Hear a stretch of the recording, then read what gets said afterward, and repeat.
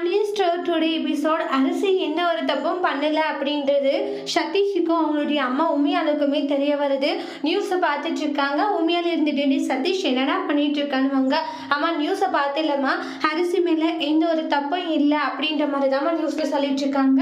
தெரியாம நாமளும் அரசியை சந்தேகப்பட்டுட்டோன்ட்டு ஃபீல் பண்றாங்க. டே என்னடா சொல்ற? ஆமாம்மா சந்தேகப்பட்டுட்டோன்ட்டு இப்போ வரைக்கும் அதை நினைச்சு குற்றம் உணர்ச்சியா இருக்குன்ட்டு ரொம்ப எமோஷனலா ஃபீல் பண்ணிட்டு இருக்காங்க. அப்போ அவங்களுடைய அம்மா உண்மையால இருந்துட்டீங்க பாருடா அதெல்லாம் ஒன்றும் இல்லைன்றாங்க. அம்மா எனக்கு ஒரு ஹெல்ப் பண்ணுவியா?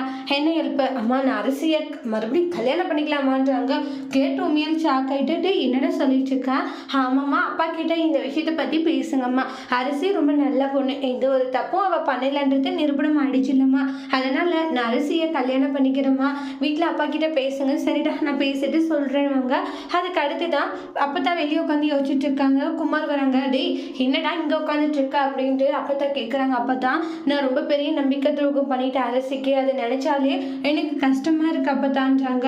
என்ன இருந்திருந்தாலே நான் அப்படி பண்ணியிருக்க கூடாது, அவளுடைய மனசை நான் ரொம்ப காயப்படுத்திட்டேன் அப்பத்தான்ட்டு ரொம்ப எமோஷனலா ஃபீல் ஆகுறாங்க. டே அது இப்பதான் உனக்கு புரியுதா? இல்லை அப்பதான் நான் ரொம்ப கஷ்டப்படுத்திருக்கேன்றாங்க. அவள் காலில் விழுந்ததெல்லாம் நான் அவ்வளோ பெரிய இதாக நினைக்கல அப்பதான், நான் என்ன வேணாலும் அவளுக்காக செய்வேன்றாங்க. டே உன் அப்பா பெரியப்பா மாதிரி இருக்காதுடா, ஏன்னா அந்த குடும்பம் ரொம்ப நல்லவங்க, அவங்க போட்ட ஒரு புண்ணியத்தினால தான்டா இப்போ நீங்க இருக்குன்றாங்க.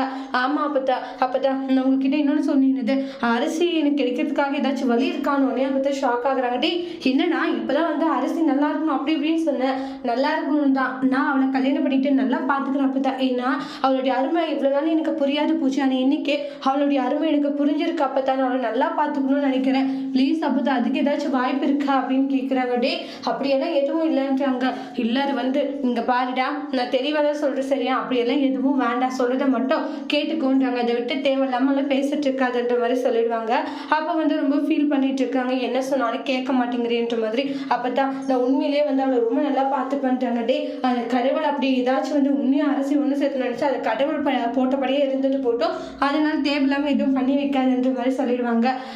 அப்பவே அவளுடைய அருமை புரிஞ்சிருக்கலாம், இப்ப இப்படி எல்லாம் பேசி என்னடா ஆக போகுதுன்ற மாதிரி பாட்டி கண்டிச்சுட்டு இருக்காங்க.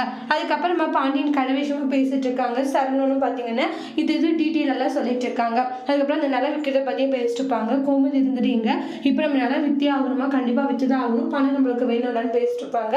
சரவணன் கடைக்கு போறேன்னு போயிட்டு மறுபடியும் ரிட்டர்ன் வராங்க. என்னடா ஆச்சு?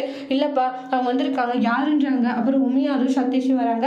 அதை பார்த்துட்டு அவங்க ஷாக் ஆகுறாங்க. என்ன உள்ள வாங்கன்னு கூட கூப்பிட மாட்டீங்களா? உட்காருங்கன்றாங்க. அரசி உன்னை உள்ள வாங்க போலாம் அப்படின்ட்டு தங்க மேல உள்ள கூட்டிட்டு போறாங்க. என்ன ஆச்சு?